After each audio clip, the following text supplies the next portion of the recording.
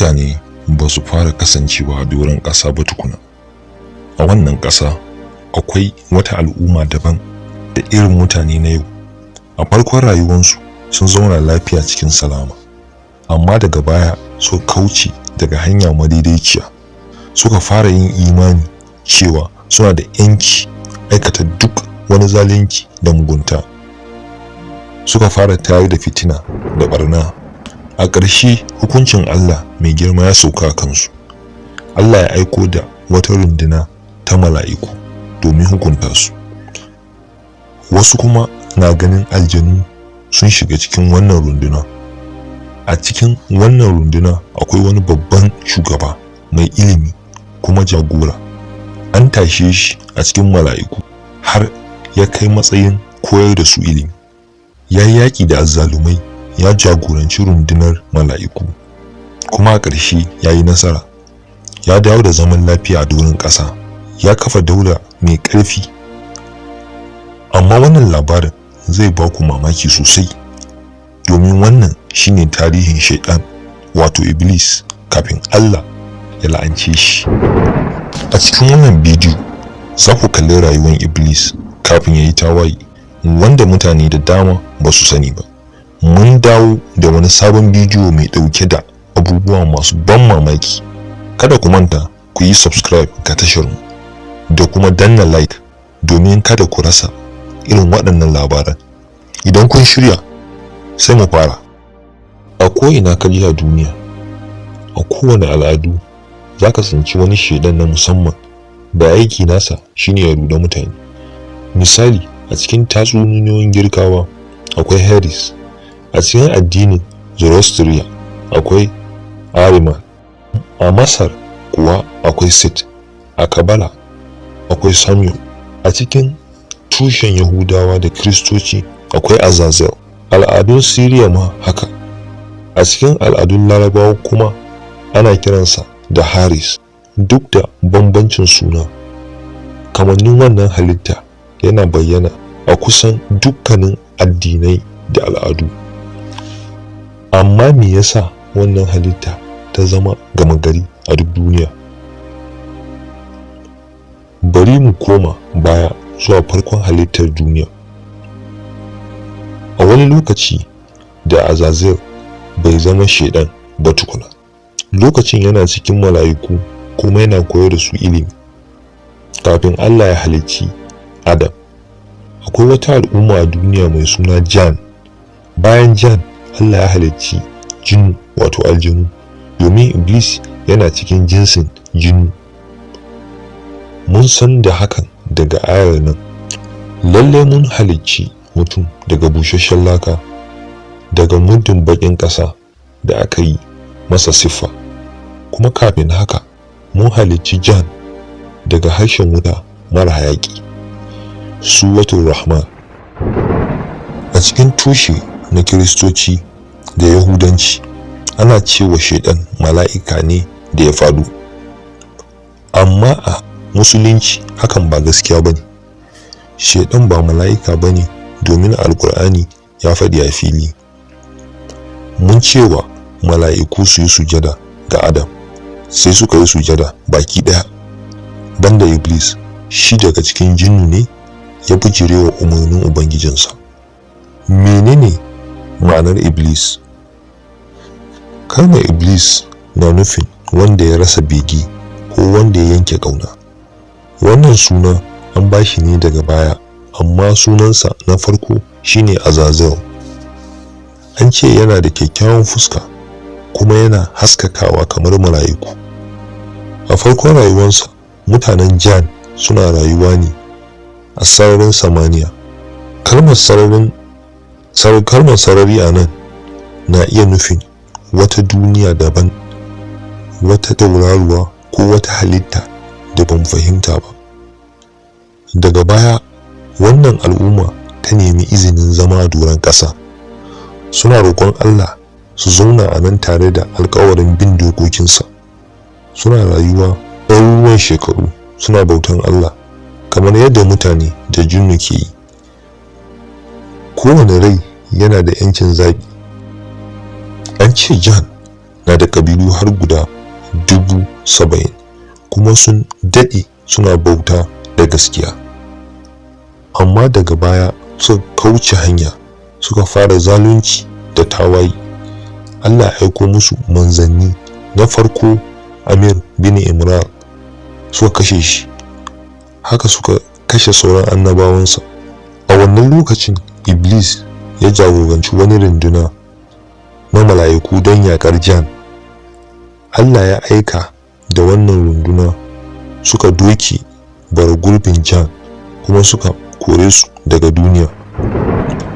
Alƙur'ani ya ce, ya jama'ar jinnu da mutane, ashe ba a aiko muku da manzanni daga cikinku da suka karanta muku ayoyina ba kuma suka gargaɗe ku da ranar nan?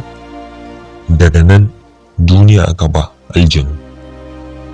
Allah kuma ya halicci wata ƙungiya na mala'iku inda ya sanya Azazil a matsayin shugaba a kansu da kuma kan jinnu.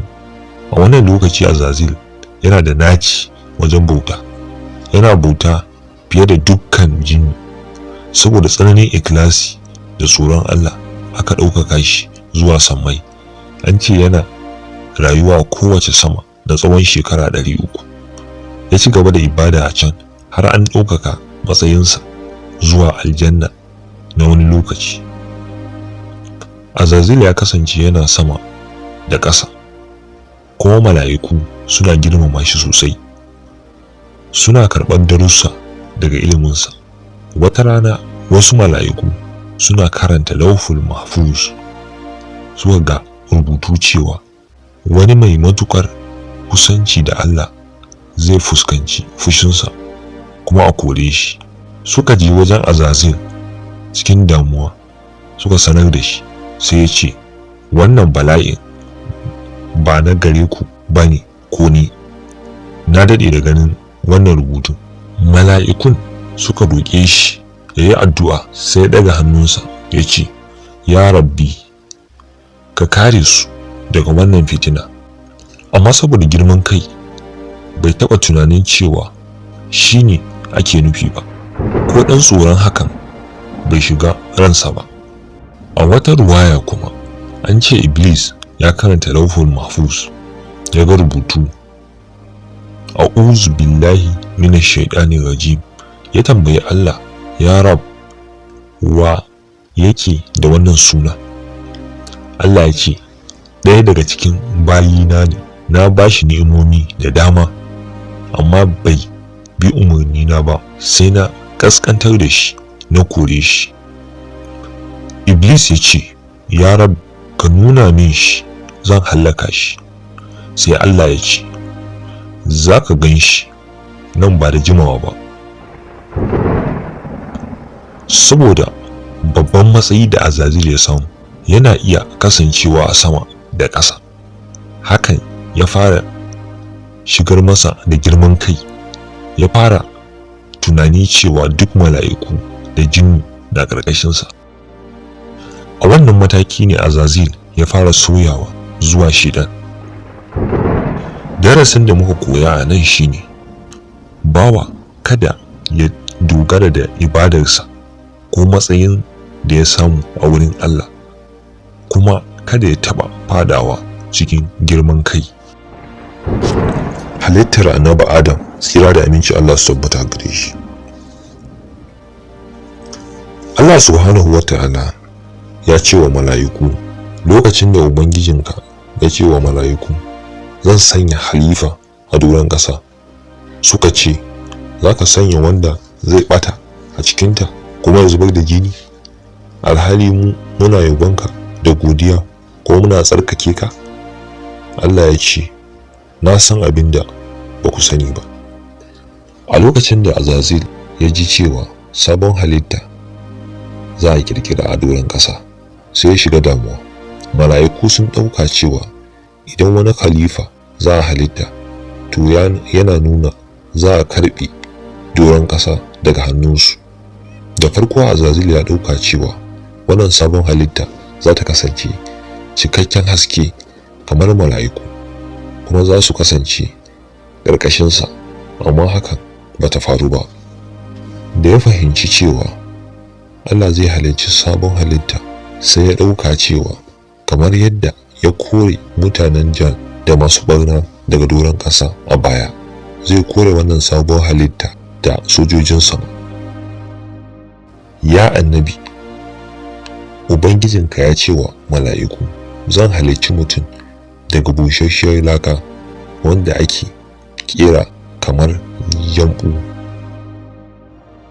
Da Shaiɗan wato Azazil ya ji haka, sai ya ce, idan mutum daga laka aka halicce shi, to doron ƙasa har yanzu ta wace, domin ni daga wuta aka halicce ni.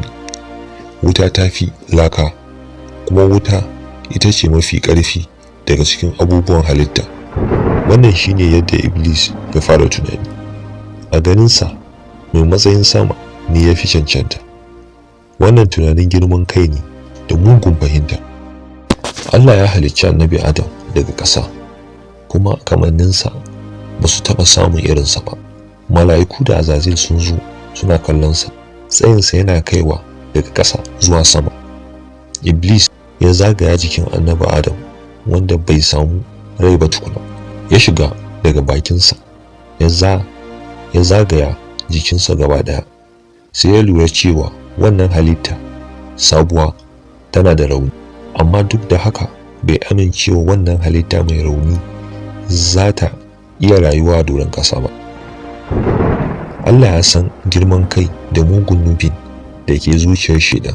Lokaci ya yi da za a hura rai cikin Adam. Shi ne wanda ya halicci mutuwa da rayuwa domin ya gwada ku wanne ne mafi kyawun aiki. Suratul Mulk. Daga nan sai aka hura masa rai daga cikin ruhinsa. Ya ba ku kunni da ido da zukata, amma ƙalilan ne daga cikinku ke gode masa.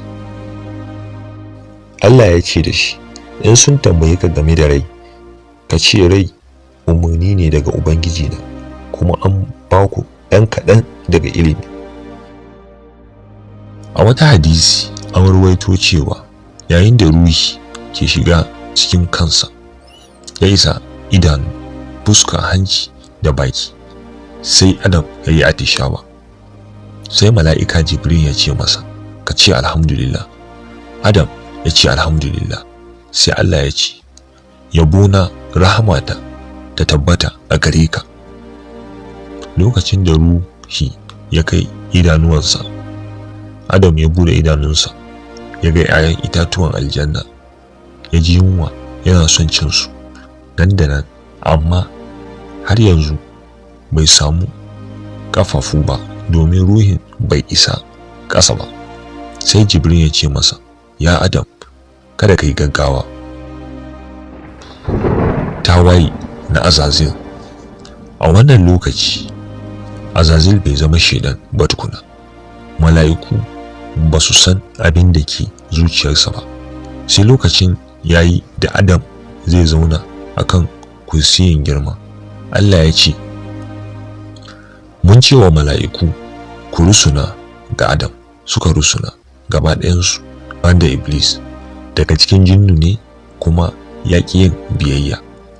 Wannan rusunawar ba ibada ba ce ga Adam, sai dai biyayya ne ga umarnin Allah, kamar yadda musulmai ke fuskantar Ka'aba. Amma Iblis bai yi ba, saboda haka ya zama kafiri. Daga wannan lokaci Allah bai kiransa Azazil, sai dai Iblis. Allah ya ce masa, me ya hana ka rusunawa ga abin da na halitta da hannuna? Iblis ya ce, ba zan rusunawa wani mutum da ka halitta daga laka mai wari ba. Allah ya ce, fita daga nan, Allah an ce ka har zuwa ranar tashin kiyama. Iblis ya faɗi, babu mafita gare shi. Yayin da yake ƙoƙarin tsira, sai ya roƙi, ya Ubangiji na, ka bani lokaci har zuwa ranar da za a tashe su daga mutattu. Allah ya ce an baka. Sai Iblis ya ce saboda ka batar da ni zan zauna akan hanyarka madaidaiciya don batar da su. Zan zo musu daga gaba, daga baya, daga dama, daga hagu, kuma mafi yawansu ba za su gode maka ba. Allah ya ce fita daga nan cikin ƙasƙanci da laifi, kuma duk wanda ya biyo ka lallai zan cika wuta da ku gaba ɗayanku. A cewar At-Tabari, kalmomin ƙasƙanci da laifi sun nuna cewa shedan ya rasa kyakkyawan surarsa da kamanninsa na mala'iku. Wani abu mai mahimmanci shine wasu mutane na ɗauka cewa shedan ya yi jayayya da Allah. Wannan ba jayayya ba ce, sai dai tambaya da ƙin amincewa da umarni wanda ya haifar masa da fita daga rahamar Allah. Halittar Hawwa'u da jarabawa daga Iblis. Daga baya 'ya'yan itatuwan aljanna aka ba wa Adam. Bayan ya ci sai bacci ya kwashe shi. Yayin da yake bacci, Allah ya halicci Hawwa'u daga cikin ɓangaren haƙarƙarinsa na hagu. Ya ku mutane, ku ji tsoron Ubangijinku wanda ya halicce ku daga rai guda, daga gare ta kuma ya halitta abokiyar zama, kuma daga gare su ya watsa maza da mata da dama. Daga nan sai aka sa Adam da Hawwa'u aljanna. An ce musu ku ci daga duk inda kuke so aljanna, amma kada ku kusanci wannan itace. A matsayin jarrabawa an bar shedan aljanna. Bayan wani lokaci sai ya je wurin Adam ya ce, Allah bai hana ku wannan itace ba sai don kada ku zama mala'iku ko ku zauna har abada. Sai ya rantsi lallai shi mai ba da shawara ne a gare su. Da farko Iblis ya ce wa Adam ya ci, amma Adam bai yi sabo ba. Ya riga da ya yi alkawari da Allah.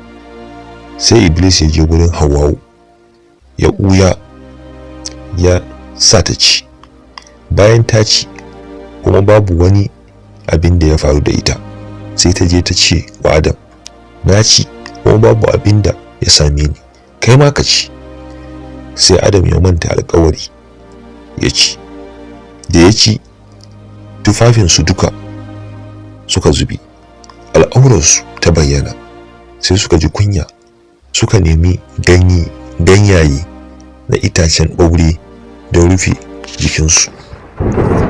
Daga nan Allah ya sauke su gaba ɗaya zuwa doron ƙasa, Adam, Hawwa'u da Iblis.